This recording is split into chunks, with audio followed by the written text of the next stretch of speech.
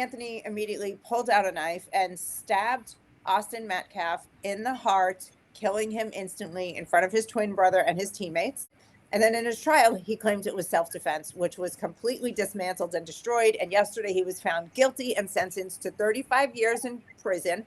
And now we've got a portion of the Black community claiming that the decision was racist. And why do we have to deal with people who are angry that a cold-blooded murderer is getting put in jail and calling it racist when he admitted that he stabbed the kid in the heart? Doesn't mean so much. And my question to all the Black people who are upset and saying it's racist, what would have changed if it were a Black jury?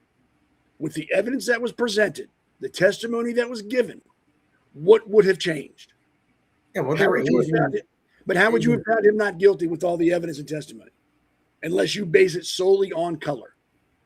Which was done in the OJ trial. Yes. Do you remember the documentary of the OJ trial where the Black juror said that she just couldn't bear to put another Black man behind bars? So that's why OJ got off. I mean, so if you have those kind of people, that's what would have changed. But she admitted that was the reason.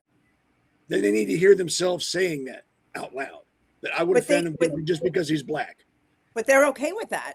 They are, but there are a majority of Black people in this country that go, hey, wait, hold on. Yeah. You're telling me you let a murderer off just because he's the same color as me? That's bullshit. I firmly believe there are more common sense, level-headed people in this country than there are morons like we had on that video. It's just that the common sense, level-headed people are afraid to speak up now.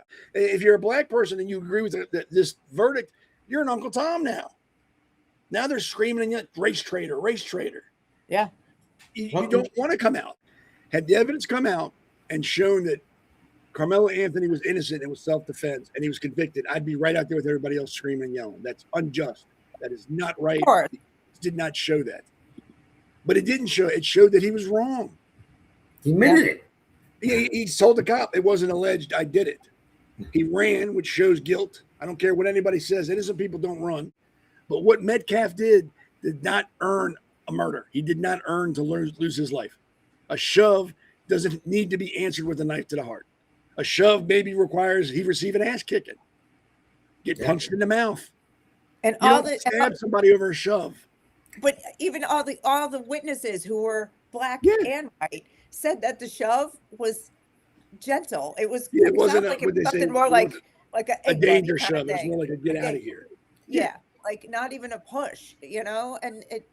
So anyway, and he got 35 years. He was looking at 99.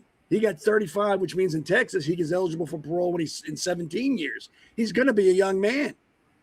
He gets to live his life. Metcalf's dead. Yeah, he doesn't get any more chances. He doesn't get to go in and do anything else. In 17 years, he doesn't get to come back.